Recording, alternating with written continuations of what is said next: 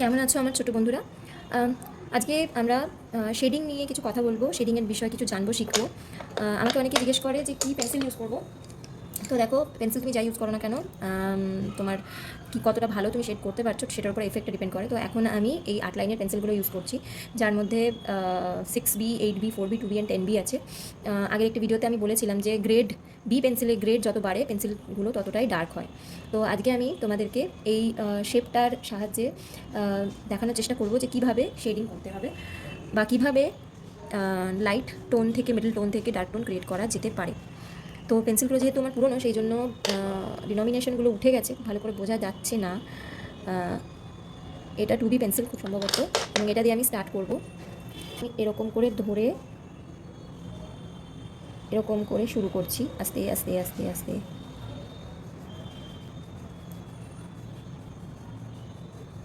খুবই হালকা প্রেশার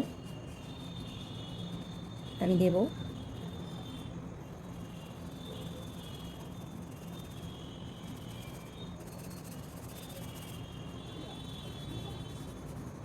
শেডিংয়ের অনেক ধরনেরই টেকনিক থাকে।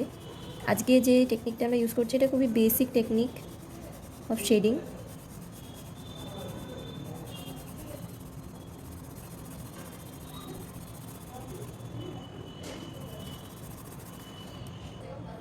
দেখো, 2B পেন্সিলটা দিয়ে আমি মোটামুটি একটা ইউনিফর্ম শেড ক্রিয়েট করে ফেলেছি। এবারে আমি 4B পেন্সিলটা দিয়ে একটা মিডল টোন ক্রিয়েট করার চেষ্টা করব।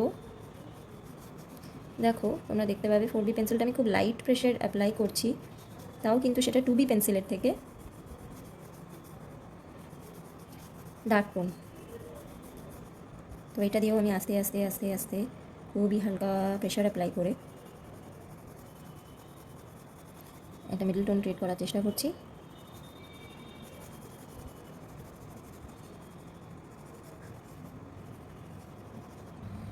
তো দেখো, 4B দিয়ে একটা মোটামুটি ইউনিফর্ম টোন ক্রিয়েট করেছি, মিডল টোন। এরপরে আমি ইউজ করছি 10B পেন্সিল।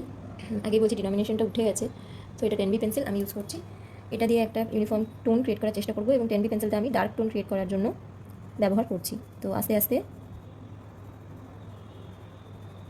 খুব হালকা প্রেশার অ্যাপ্লাই করব, কারণ 10B পেন্সিল এমনিতেই ডার্ক, 2B থেকে যথেষ্ট ডার্ক। তো আমার প্রয়োজন অনুযায়ী প্রেশারটা আমি অ্যাপ্লাই করব। যেহেতু আমি এখানে তোমাদেরকে জাস্ট টোন ক্রিয়েট করা দেখাচ্ছি, সেই জন্য খুব বেশি প্রেশার দেওয়ার দরকার এখানে নেই। তো এই হলো মোটামুটি 10B পেন্সিল দিয়ে একটা টোন আমি ক্রিয়েট করলাম। তো তোমরা দেখতে পাচ্ছ যে 2B পেন্সিল, 4B পেন্সিল আর 10B পেন্সিলের মধ্যে তফাৎটা। এর পরের ভিডিওতে আমরা দেখব যে কিভাবে ব্লেন্ডিং করা যেতে পারে এই তিনটে টোনকে। এখানে যেমন আলাদা আলাদা বোঝা যাচ্ছে, এর পরের ভিডিওতে আমরা দেখব যে কীভাবে এই জিনিসটা ব্লেন্ড করে আমরা করতে পারবো সুন্দর করে। তো দেখা হবে পরের ভিডিওতে। সবাই প্র্যাকটিস করতে থাকো।